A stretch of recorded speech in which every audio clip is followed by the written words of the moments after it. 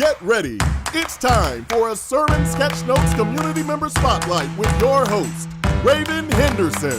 Recorded live in front of a Facebook audience. This is your group, and we're about to meet yet another awesome person in our family. Community Member Spotlight starts now. All right, let's put us on the screen. Hey everyone. Hello everybody. I hope you all could make it out. I'm so excited. I'm like fangirling over here, like for real. Like I'm like, oh no, she's gonna get covered if I don't say anything. Is my voice too high? What's going on? But we've been having fun here so far at. Okay, so we've been having fun here so far at Creative South. It just kicked off today. All the workshops are today, so it's been really great. And Emily drove down from Nashville to be part of it. You've been part of Creative South. This is my 4th year coming. Yeah, for a while. So this woman's been coming to my city for years, and we never met. And I've been following her on Instagram and everything. Okay, no sound. Thank you, Constance. Appreciate that. Let me figure that out real quick. Oh, someone has sound. Okay. All right. Sweet. Thank you. So I know y'all follow Emily on Instagram as well, because a couple weeks ago when I mentioned who was coming up, the comments lit up and we're so excited that Emily was going to be here. And so that's awesome too. So y'all can fan out with me. If that's the correct way to verbalize it, I don't know. Anyway, fun. Okay, so Emily, can you tell us how you got into sermon sketchnoting or sketchnoting in general?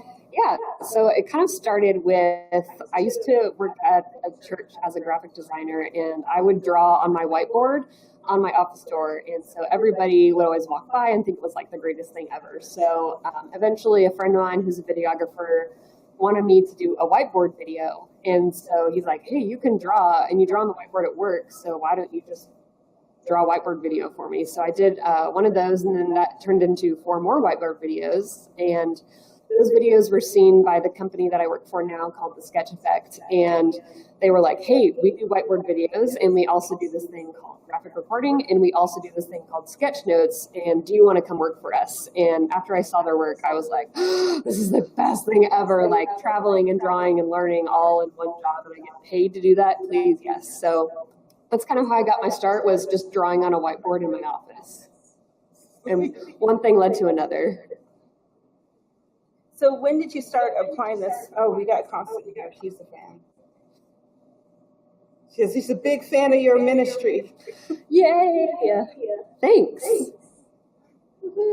And so how did you decide to start using this for ministry purposes or in church as well? Just because I go to church regularly, every week that I'm in town, I go to church. So for me, practicing sketchnotes with sermons is the practice. Like, I love doing it. It's what I get paid to do, and that's kind of how I learned to listen now. So it started out as just like, hey, this is a great lecture-based thing to practice with, but it kind of turned into, this is how I listen now, and this is how I like to engage people in church. And ever since I started doing sermon sketchnotes, that's kind of led to opportunities of pastors seeing it, like more work coming in, possibly from other pastors who are like, this is really cool, I want that for my church, how can we figure this out? So I just like how me taking notes personally at church turned into opportunity. And not that it's only for opportunity, but I just like that people who miss church on Sunday and maybe don't do podcasts or they don't understand the technology, like they can still see the notes and still feel like, hey, I missed the sermon, but I still understand what happened. Like, I might have missed it, but I'm not missing out. Cool. I like that. I get that sometimes when I share mine, and people are like, I missed it, but I saw your notes, so I feel like I was there. Yeah. Or sometimes even people that don't go to church or don't live nearby and go to the exact same church. They're like, ooh, I really like that sermon. That was awesome. Yeah, that's kind of interesting point you make. When I started doing sermon sketchnotes as practice, I felt like, am I going to like lose followers because they don't love Jesus? Like, at the same time, I'm like, if you don't love Jesus, this offends you, bye, because this is me and this is who I am. And if you don't like it, if unfollowing is what you're going to do, that's probably for the best. But I was kind of surprised because I have a number of non-Christian followers, and they make a point to comment sometimes like, I don't go to church, but this is really beautiful. So it's really cool that people are seeing messages of Jesus and the gospel and hope and love, even though they're not going to ever step foot in a church, or at least I think they might not. Sweet. So I don't have all my questions pulled up right now, but I like just talking to you. So. We can do that. Yeah, I'm going to geek out. Y'all can jump in when you want to. Constance, I'm talking about you because she does like awesome graphic facilitation as well, and she's headed off to Chicago, I think, to do Vincent. And what's his name? Mike Road is going to be on next. Oh, nice. About how he uses everything. Sweet. And so that's fun as well. And okay, so I just sat in Emily's awesome workshop, How to Take Rad Sketch-notes. I'm looking at the computer when I should be looking at the camera. That makes a lot of sense, Raven. That's yes. fine. Okay. I can look like over there if you want to. Like, oh, it's You great. just look like we're on an album cover, just looking off in weird directions. So, man, I took so many notes and I don't have them out. But one thing that really struck me is you were like, no pencils. Yeah. And I was like, oh my gosh, she's hardcore. Y'all, I was writing with the pen, but it was an eraser pen, and I took it down so I could try out no pencil. I mean, no pencil, no erase marks and stuff. So that just sounds scary. Like, how did you get to that point when your purpose is to take live sketch notes? Like, so I started out, I think Mike actually teaches no pencil, or at least I've heard it from him before, at least if my memory serves me correctly. And so I just took that to heart.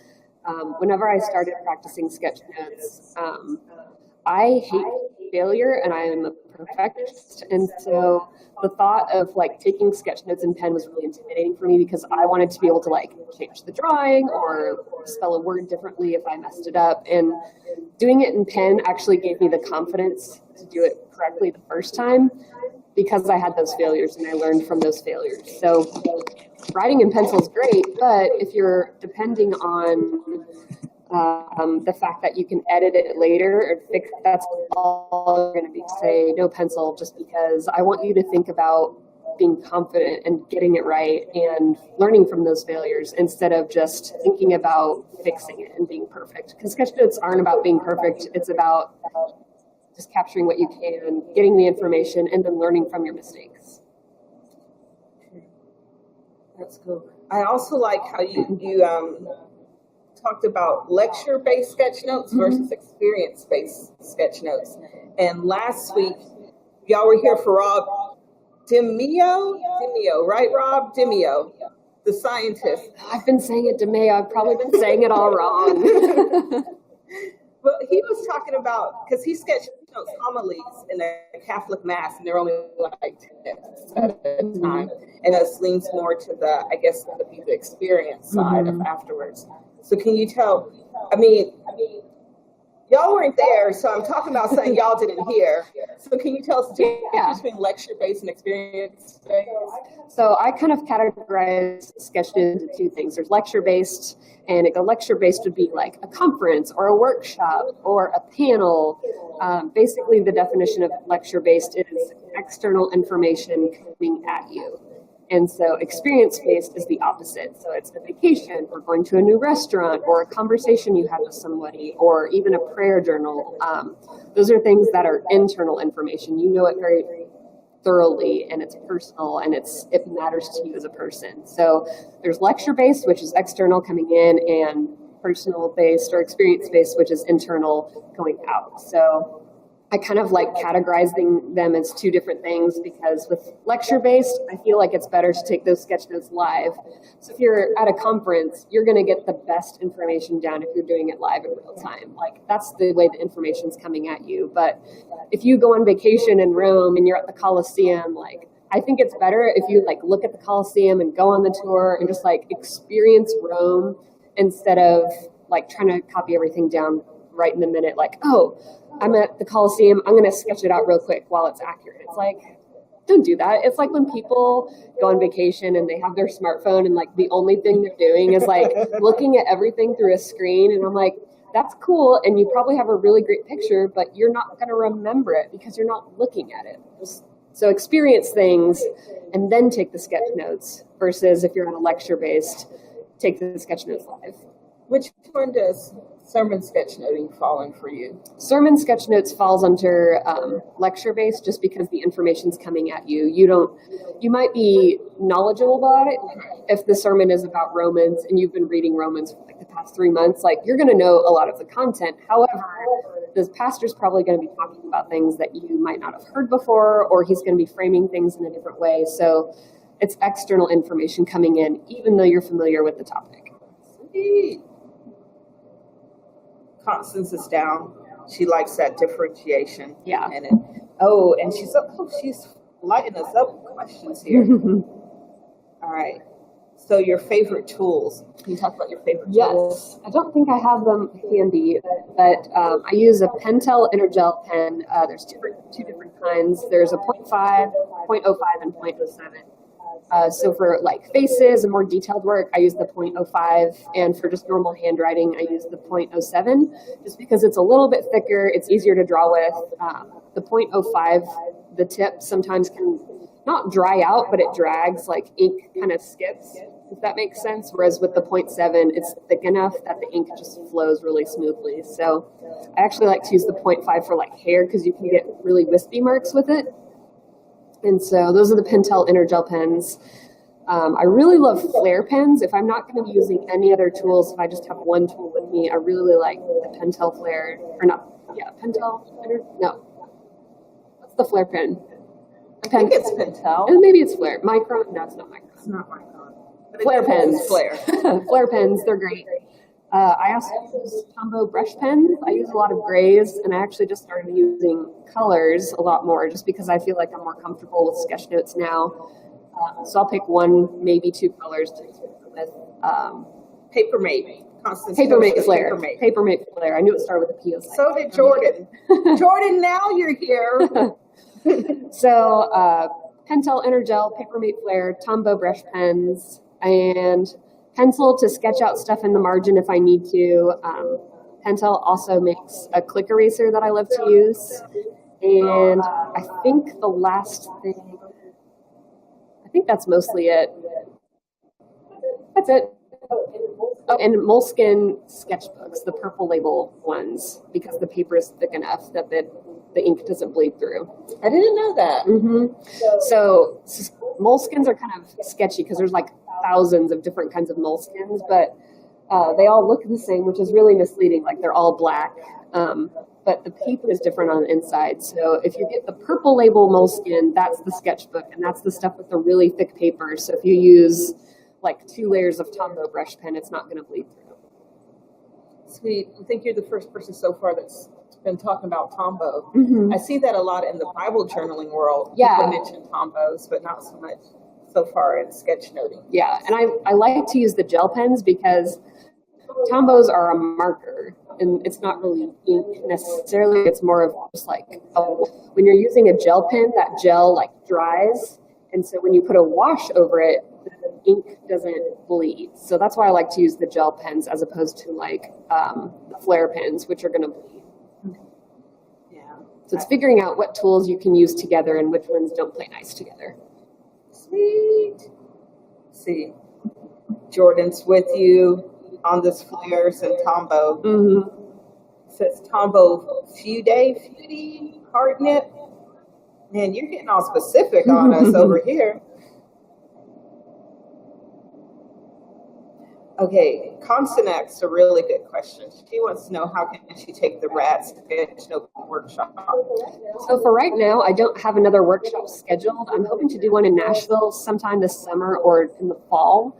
It just kind of depends on if I can get event space. I'm working on that right now. Nashville's kind of hard to find event space that's affordable. So I want to make sure that I can do workshops that are valuable, but also affordable. Like, yes, there's information and you have to pay to get that, and there's resources, and I want to equip you well, but I also don't want to just charge you out the wazoo for it either. So I want to do my homework and make sure that I can do it well before I just like launch stuff and make you pay too much money, or if I'm not prepared enough. So it's in the works.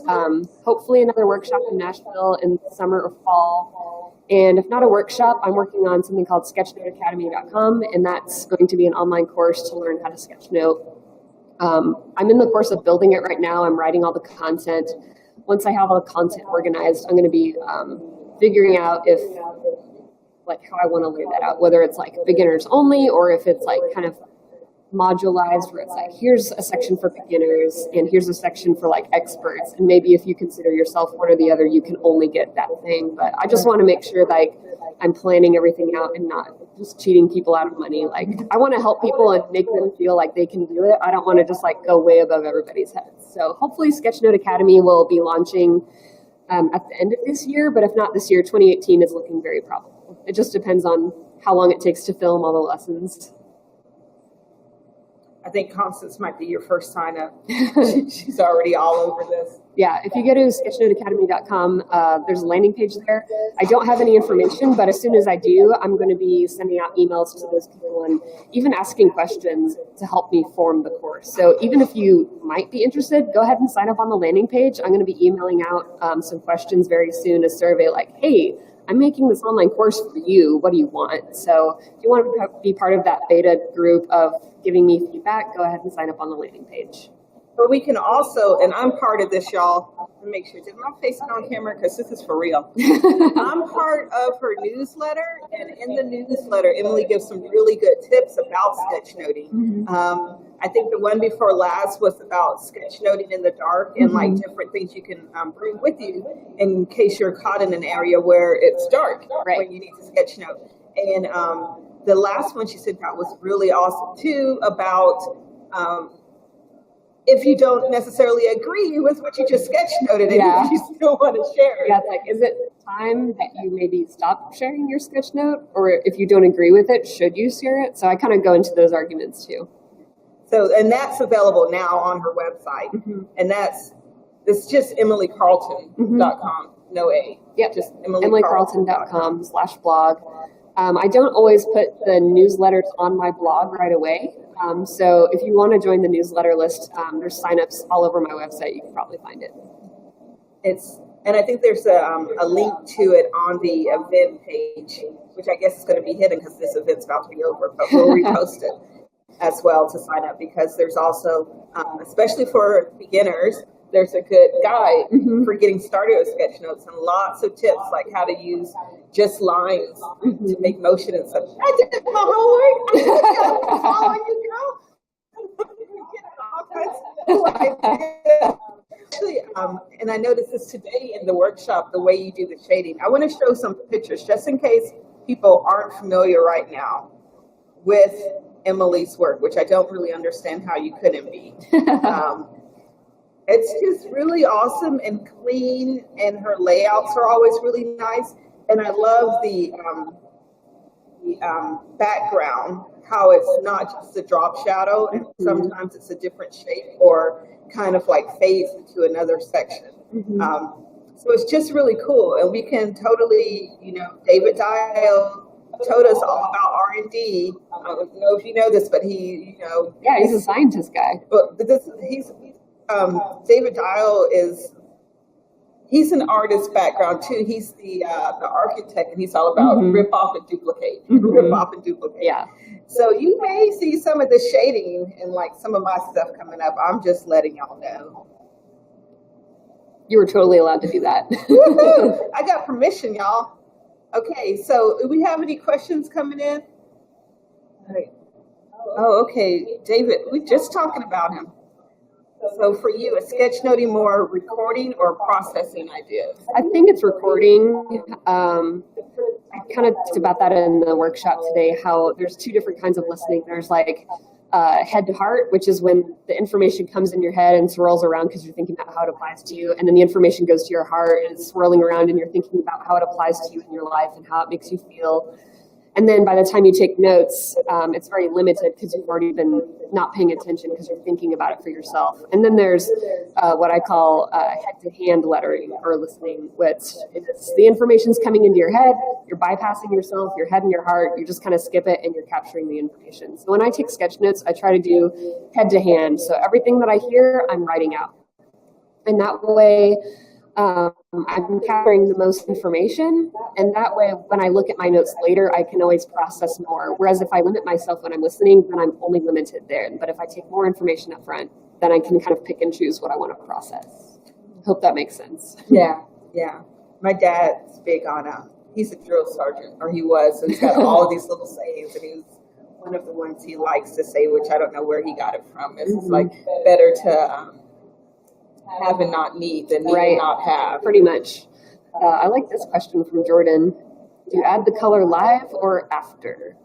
So it kind of depends on the speaker. If they're really fast, I just take the notes and get as much as I can, because I don't want to miss what they're talking about because I'm busy coloring. So at church, usually I just leave the top left header blank. I'll go through and add the church logo and the speaker portrait later, just because I'd rather it be really accurate. Portraits are kind of hard for me. I actually do this in pencil first and then do the pen version because I'm practicing portraits and I want them to be accurate rather than live. So as far as the color, I usually just do the Pentel Energel only because I also don't want to be juggling all these pens at the same time. Usually after the sermon's over, I'll go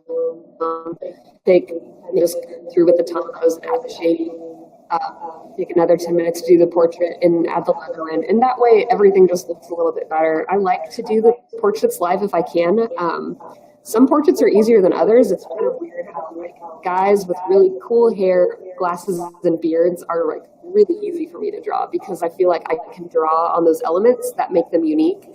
But if it's just like a guy with a typical crew cut and he doesn't wear glasses and his face is the same shape as everybody else's, it's like, all right, I need to draw him, but he needs to actually look like him and not just a random person. So I want to spend more time on it. So it's kind of play it by ear. I like to add as much as I can live, but I'm also not opposed to adding the portraits and the color afterwards. Sweet. We got some video of you doing it. Yeah, there's some video I posted on Instagram where I was just coloring in with the Tombows after church one day, so you can watch the time lapse of that. Sweet. Do you have any more questions? So you're going to leave all to me to geek out over that. I get to like talk to so many cool people, but y'all aren't like right here all the time. So it's fun. I love getting to know everybody. I already talked about how I like your shading because I really like the shading. Yeah, I feel like it helps everything pop out and read better. And your shading is just drop shadows. Like, so that's stinking awesome. This thing is cool. And you talked about your newsletter and your website. You talked about the newsletter, but I don't know who said it was on the website. All right, y'all, my brain is fried. It's been a long day of workshops here. There's so much information happening. Okay. So Constance has a question about camera setup. Is this, you mean like, I guess when you're recording yourself live? Because you also do graphic facilitation like in front of a bunch of people too, graphic right, recording. Or she does facilitation. Okay. So you need help with the camera to set up to capture your process video. What I use is, it's like a clip-on flexible arm, and it's really stiff. So it's this really long wire. It's covered in rubber, and it's like, you got to bend that thing for it to work. So the good thing about that is that it's stable, but it's also like 3 feet long. So if I move the camera at the top, the whole thing shakes really bad. So there's pros and cons to what I'm using. I don't even know if I'm using the best thing, but basically it's a table clip-on flex arm, and you can find them on Amazon. They have like special clips for certain kinds of phones. They have clips for iPads, I think.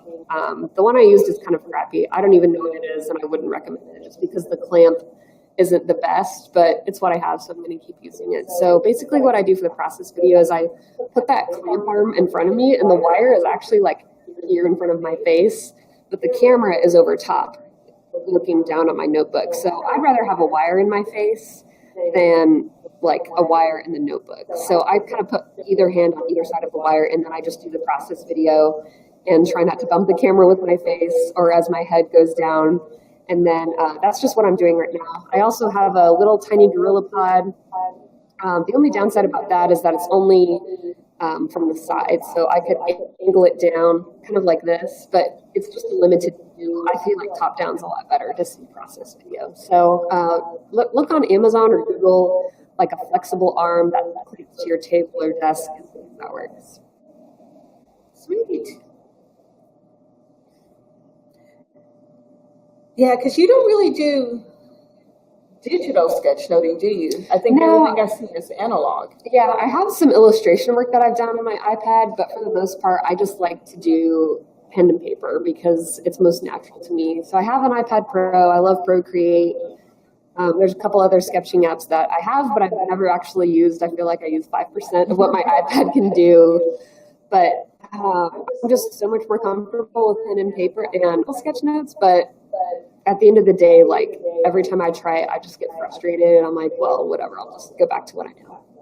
So maybe one day I'll go to digital, but it's not today. I know that feeling. I feel like I'm just getting comfortable with paper. Yeah. And then I'm like, no, okay, Raven, learn something all new. And I'm like, I just want to make the note. Yeah.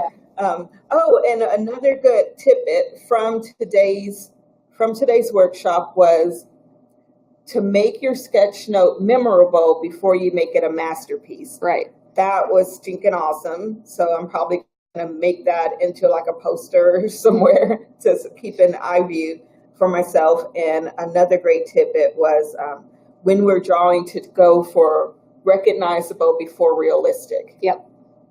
So I know some of us, we see the people in our group that went to art school and we're like, I want to draw like that. Yeah, as long as you can recognize it, that's all you need. And as long as you can remember it, that's all you need. Sweet. Well, I'm so glad for your time. Yeah, absolutely.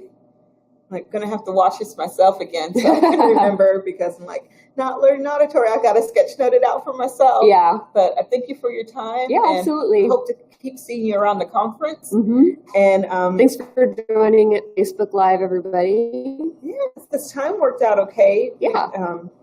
And I'm glad to see or to welcome Jordan to the comments and to hang out with Constance. Next week is Mike Rohde. Constance is coming up sometime after that as well. I don't know the date right off the top of my head, but I'm excited and hoping that you're going to have some process videos to show us by that time. So you got homework assignment. And I will see y'all later on in the group. Bye. Bye.